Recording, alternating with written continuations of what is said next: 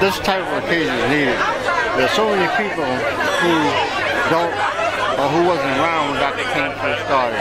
They don't know what it's about. They don't know what marching meant to the civil rights movement.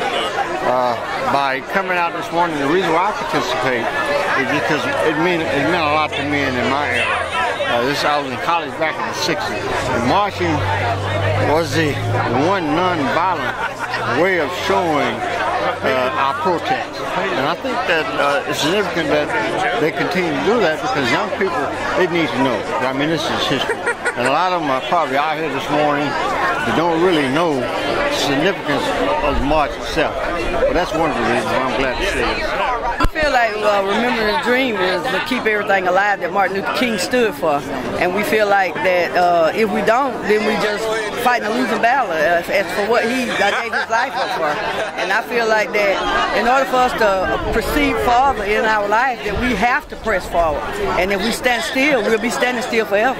It's some better, it's not better. It could be better, but one thing mainly, we as black people, we're going to have to get together and not fight against each other because a lot of that's going on.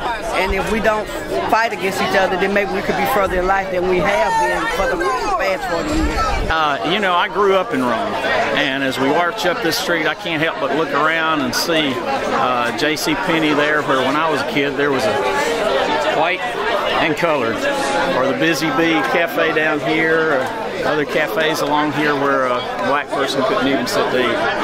And Dr. Martin Luther King is a big part of the reason that things have changed. We're not there yet, but I think this is a time that we all need to get together to celebrate brotherhood for everybody.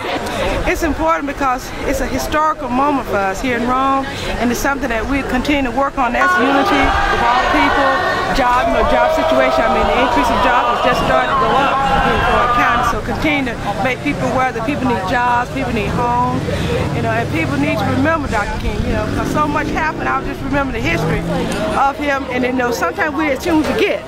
We're so easy to forget, so we got to remember where we come from, because if you remember your past, you know what your future gonna be, and you have a future. I just had a home ownership in the home and public housing. Not that I work with the public housing, but the public housing.